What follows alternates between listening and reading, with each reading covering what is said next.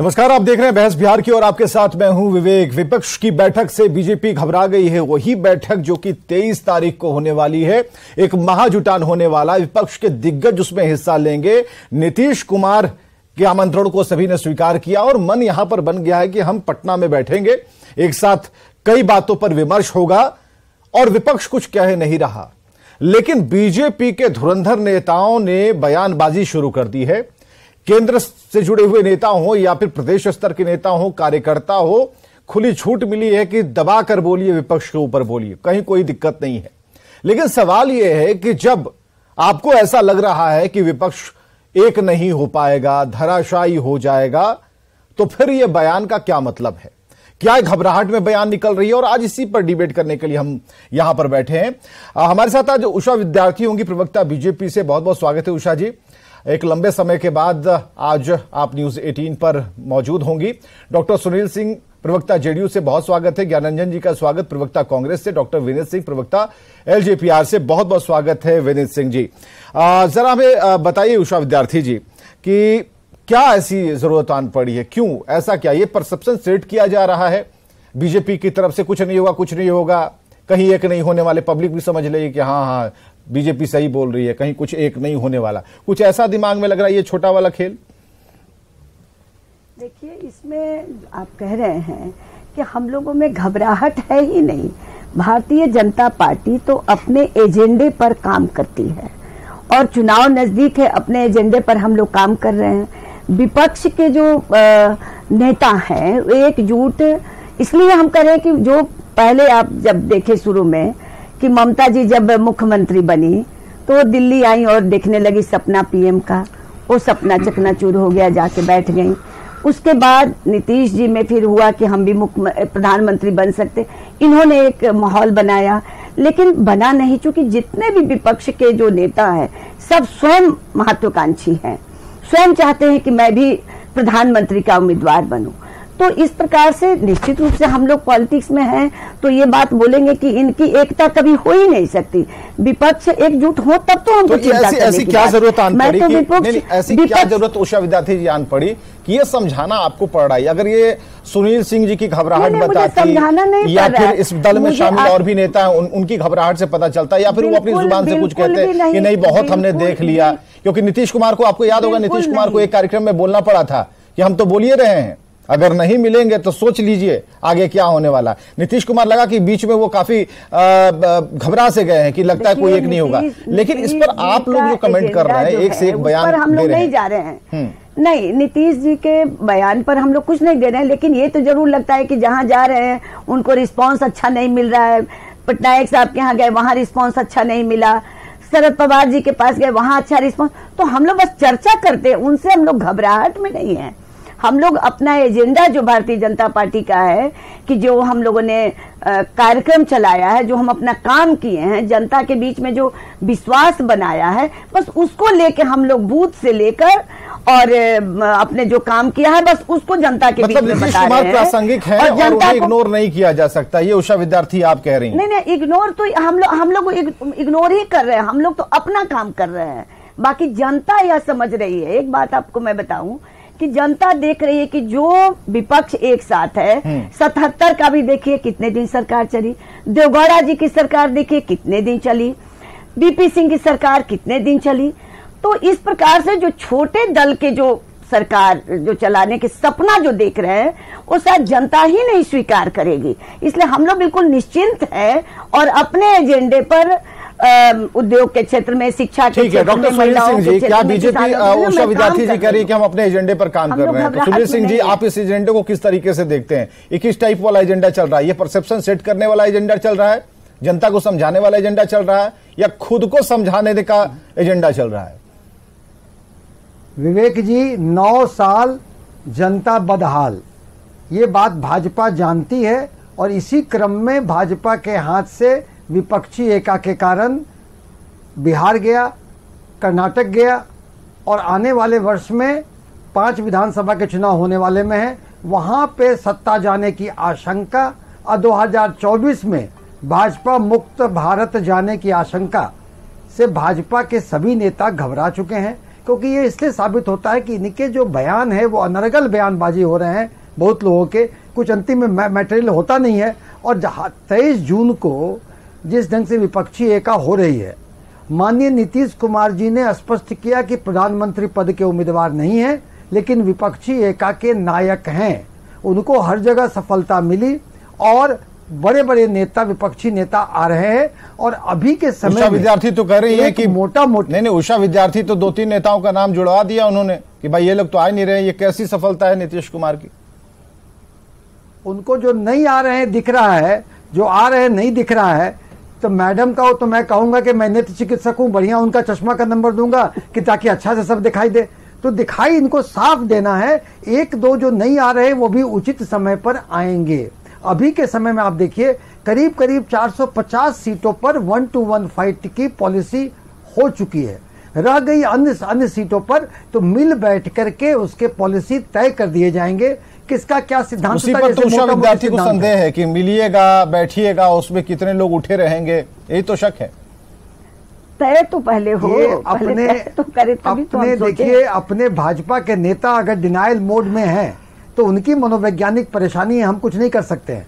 और अच्छा है कि इस ढंग से रहें, क्योंकि वो एक व्यक्ति के महिमा मंडन, एक व्यक्ति के लिए गाना आलापने में कि आप सब ठीक हैं, आप ही आ रहे हैं, उस व्यक्ति को भी कंफ्यूजन हो जाए, वो करे। एक महिमा मंडन जरूरी है पार्टी के अंदर अपने एग्जिस्टेंस के लिए। लेकिन सच्चाई ये है कि जिस तरह से बिहार निकला, कर्नाटक निकला, अन्य राज्य निकलने वाले हैं, 2024 में वो जाने वाला है, तो है कहाँ। भी देखिए विपक्षी एका के मोटा मोटी जो पॉलिसी होते हैं कि जिस क्षेत्र में जिस पार्टी का वर्चस्व है वो लीड रोल में रहेगा, ये तय कर देने का है। इसमें 450 सीटों पर तो कोई दिक्कत ही नहीं है, कौन कहां पे। कुछ सीटों पर मिल बैठ करके विपक्षी नेता तय कर लेंगे। तो बीजेपी के दनादन जो आरोप लग रहे हैं, बीजेपी की तरफ से जो प्रतिक्रियाएं आ रही हैं, उससे क्या आपको घबराहट हो रही है? और ऐसा लग रहा है कि आप जिस रास्ते चल रहे हैं उसमें कहीं ना कहीं ये रोड़ा फेंक रहे हैं? देखिए जनता जान रही है कि बीजेपी नेताओं का हताशा में दिया गया बयान वास्तविकता से हटकर है, और जनता भी जानती है कि क्या करना है। उषा विद्यार्थी जी को कहां से देखकर आपको लग रहा है कि हताशा में है, परेशान है? उषा विद्यार्थी जी कितनी अच्छी लग रही हैं आज। बिल्कुल हास्यास्पद है सुनील जी, अच्छी नहीं, मतलब पहले एकता बने तो मेरे में घबराहट तब तो आएगी जब एकता बन जाए, एकता दिखने लगे, पीएम के कोई एक सिंगल उम्मीदवार हो जाए, तब हो सकता है थोड़ी घबराहट हो तो हम लोग ज्यादा ही काम करेंगे। अभी तो हम लोग कुछ घबराहट में ही नहीं है कि पहले 12 को मीटिंग होने वाली थी, 12 को जब कांग्रेस के कोई नहीं नेता तैयार हुए तो फिर 23 को हुआ। शायद आपके सवाल का जवाब ज्ञानरंजन जी दे पाए। ज्ञानरंजन जी हमारे साथ प्रवक्ता कांग्रेस से मौजूद हैं। ज्ञानरंजन जी, ये तो सवाल हमने बीजेपी पर के ऊपर छोड़ा ही, और बीजेपी के ऊपर कहा कि भाई उधर से तो कोई आवाज आ नहीं रही, लेकिन आप दनादन बोले जा रहे हैं, इसका क्या मतलब है? उस पर रिएक्शन आया कि वो अपने एजेंडे पर काम कर रहे हैं। इस एजेंडे में क्या आपको घबराहट लग रही है या फिर आपको परेशानी हो रही है? क्योंकि डॉक्टर सुनील डॉक्टर हैं, वो बढ़िया तरीके से समझ भी पाएंगे अंदर क्या बीमारियां चल रही हैं। तो मैं जरा ये बताइए, हो क्या रहा है? देखिए विवेक जी, एक टीवी कमर्शियल आता है कि दाग अच्छे हैं, तो मैं बीजेपी के लोगों के जो भ्रम है तो भ्रम में रहें, ये भ्रम उनके लिए काफी अच्छा रहेगा। आप ये समझिए जिस तरह से विपक्षी एकता एक संपूर्ण स्वरूप ले चुकी है, कहीं ना कहीं आप देखेंगे कि वो एकता किस तरह की आवाज निकलती है उससे, उसकी जो वेदना है वो जन वेदना है, ये जन की आवाज बन चुकी है, लोगों की आवाज बन चुकी है। और जितना ये दिन पे दिन जैसे जैसे ये डे बाई डे प्रोग्रेस कर रहा है, वो इस यूनिटी के तहत जनता भी उसके मुखाबित हो रही है और ये समझ रही है कि हाँ, हमें ही ये लोग इस जो तानाशाही सरकार है, जो महंगाई है, जो बेरोजगारी है और जिस तरह से जो स्वयं संस्था है जिनका दुरुपयोग किया जा रहा है, उसके खिलाफ यूपीए की जो ये जो विपक्षी एकता बनेगी, यही केंद्र की सरकार को हटाएगी। और कहीं ना कहीं बीजेपी को ये लगता है कि 62% बनाम 38%, समझिए मुद्दा क्या है, 62% बनाम 38% का जो वोट का है, उससे उनको ये लग रहा है कि केंद्र की सरकार खिसक रही है। इसकी वजह से वो बेतहाश हो गए हैं, बेहोश हो गए हैं और अनर्गल बयानबाजी कर रहे हैं। अगर ऐसा नहीं होता तो इनके केंद्र से लेके यहां तक के कोई भी कुछ भी बोले जा रहा है, एक बोलने की एक होती है कि कोई फैक्ट्स पे तो बोले, एक ही लाइन बोलते हैं, एक विपक्षी एकता नहीं होगी, एकता नहीं हो गई, धराशायी हो जाएगी। अरे भाई आप जो बात करते थे, एक स्वरूप भी आया, निकला भी, कई मीटिंग की दौरे हुई, और आप सामने देखो पटना, बिहार की पाटलिपुत्र की धरती पे एक ऐतिहासिक आगाज होने वाला है। और ये देखिएगा, पाटलिपुत्र हमेशा देश को एक नया आयाम देती है। 2015 में भी इस महागठबंधन ने बीजेपी को सरकार को हटाया था, 2021 में भी यहां से सरकार को हटाई थी, और उसके बाद कांग्रेस ने हिमाचल जीता, कर्नाटका जी का जीत की शंखनाद शुरू हो चुकी है। और आप ये देखिएगा आने वाले दिनों में मध्य प्रदेश है, तेलंगाना है, छत्तीसगढ़ है, इसका भी रिजल्ट आपके सामने होगा। ये देखते हुए केंद्र सरकार को लग रहा है कि क्या हो जाए, और कहीं ना कहीं आप देख रहे हैं कि किस तरह से तैयारियां और सुगबुगाहट हो रही है, लोगों को चल रहा है क्या देश मणिपुर में नहीं है। आप मणिपुर का एग्जाम्पल दो, क्या उसका इंपैक्ट पूरे देश में नहीं पड़ रहा है। आप इन सारी चीजों को देखते हुए ये लगता है कि नहीं, हम सही कदम उठा रहे हैं। हमारे नीतीश कुमार जी का जो ये सराहनीय कदम है, ये कहीं ना कहीं एकदम ऐसा रंग लाएगा, और बिहार के लोग देखिएगा किस तरह से इसे मैसेज के तौर देंगे। जीतन मांझी तो कह रहे हैं कि नीतीश कुमार का रंग ला दिया, उन्हें बाहर जाना पड़ा। आवाज नहीं आ रही है। नीतीश कुमार से काफी आहत हैं जीतन राम मांझी। हाँ, फिर से आप बोलेगा कि आवाज नीतीश कुमार से काफी आहत हैं जीतन राम मांझी, उनको तो रंग दिख गया, इसलिए अब देखिए, अब जीतन राम मांझी जी, फिर मैं बोलूंगा, आप इलेक्ट्रोल पॉलिटिक्स देख लीजिए। ठीक है, डॉक्टर विनीत सिंह के पास आते हैं। डॉक्टर विनीत सिंह, हाँ ठीक, डॉक्टर विनीत सिंह हमारे साथ मौजूद हैं। विपक्ष की बैठक से क्या बीजेपी घबराई हुई है? बिल्कुल घबराहट है भाई, हम इतने घबराए हुए हैं कि मेरा तो हाथ पैर फूल रहा है। हम देख रहे हैं कि भाई, आप अभी कांग्रेस के प्रवक्ता कह रहे थे कि पाटलिपुत्र धरती जो है काफी ऐतिहासिक तिथियों की साक्षी रही है। कहीं ऐसा तो नहीं कि ऐतिहासिक मजाक का भी साक्षी बनना पड़ जाएगा हम लोग को? भाई आखिरकार ये दोनों बिहारी हैं, चाचा भतीजा, भाई बेइज्जती तो हमारी ही होगी ना। बिहार तो हर समय गलत समाचारों के कारण सुर्खियों में रहता है, क्या इस बार भी यही होगा? और मैं ये इसलिए कह रहा हूं सर, पूरी बात सुन लें ज्ञानंजन जी, हमको बोलने का ज्ञानंजन जी। अरविंद केजरीवाल राजस्थान जाते हैं तो वहां के कांग्रेस वाले लोग वहां पे झंडा दिखाते हैं, काला झंडा। अरविंद केजरीवाल जी अध्यादेश पे कहते हैं कि अगर कांग्रेस हमारा समर्थन नहीं करेगी मतलब कि बीजेपी के साथ है।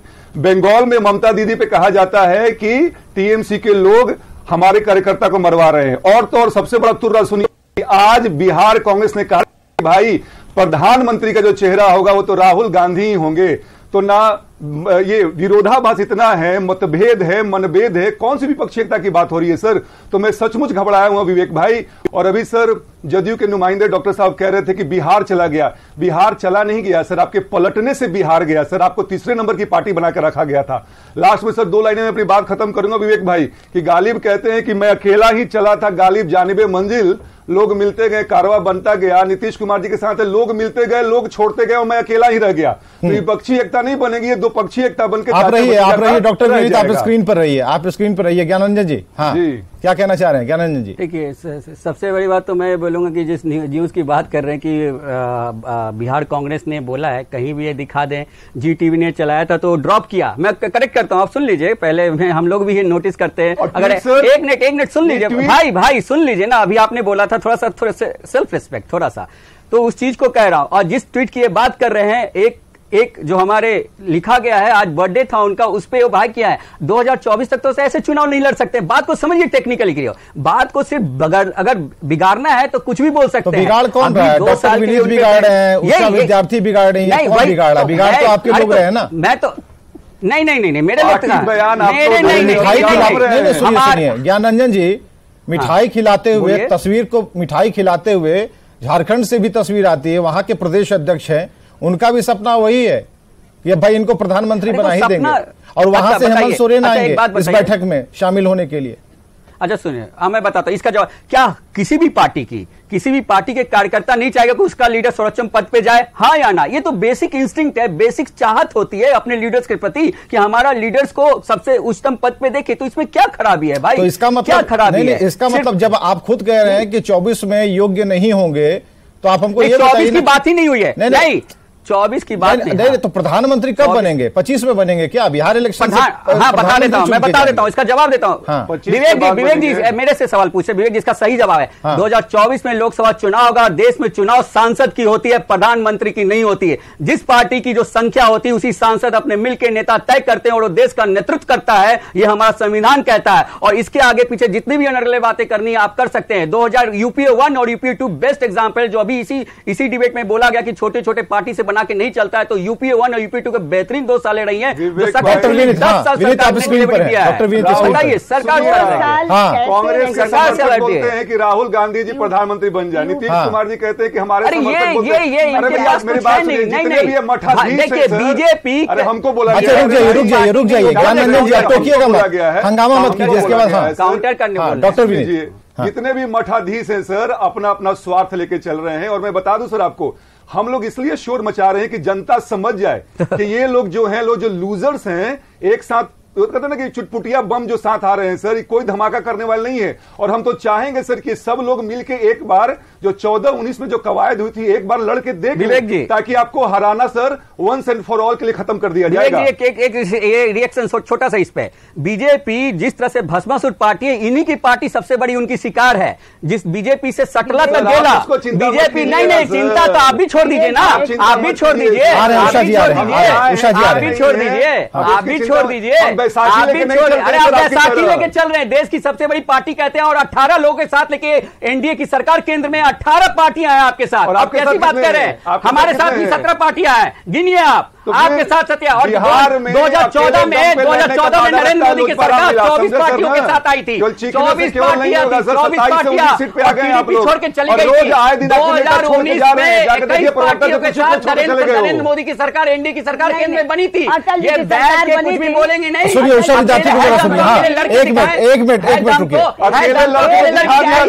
है दम तो बीजेपी। ज्ञानरंजन जी अच्छा सुनिए ना, दम का पता चलेगा। ज्ञानरंजन जी, दम का पता चलेगा। 23 के बाद बहुत सारे दम निकलने वाले। हाँ उषा विद्यार्थी जी, अटल जी की सरकार साइनिंग इंडिया थी, चली गई, छोड़ दीजिए उसकी। साइनिंग इंडिया थी, वो चली गई। उसके बाद आपका 2014 में 2014 हम 2 साल, अरे 2 साल। ज्ञानरंजन जी आराम से। हाँ 1 मिनट ज्ञानरंजन जी, जरा आप जो बोले कि सभी विपक्षी हम लोग एक साथ हो रहे हैं, आपको केजरीवाल जी ने कहा हमको कांग्रेस को मैं दिल्ली, एक मिनट सुन लो ना, बता दीजिए ना, दिल्ली और पंजाब में हम इंटरफेयर नहीं करेंगे। अरे भाई ये स्टेटमेंट आपको सुनिए ना, ममता जी ने कहा कि कोलकाता में हम कांग्रेस को साथ नहीं, हम अकेले करेंगे। नहीं है ये न्यूज में, तो न्यूज में इस प्रकार की जो अच्छा आ जाएगा सामने ही 23 तारीख को, जब आ रहा कोई बोला ही नहीं, बस आ ही जाएगा ना, तो फिर बातें मत बोलिए ना। तो ज्ञानरंजन जी यहाँ कांग्रेस खेमे के नेताओं को समेट रही हैं ममता दीदी, और आप कह रहे हैं कि नहीं हम तो एकता पर बल दे रहे हैं। भाई उधर लड़िएगा, यहाँ कैसे समझिए? और विवेक जी इसका जवाब दे देता हूं। राहुल जी क्या नीतीश जी को चुन लेंगे? क्या राहुल जी ममता जी को चुन लेंगे? फिर किसको? या आप लोग राहुल को चुन लीजिए। हम महागठबंधन की टीम एक परिवार की तरह जहाँ कॉमन मिनिमम एजेंडा पे काम कर रहे हैं, और उसका एक नेता आएगा। सबसे पहले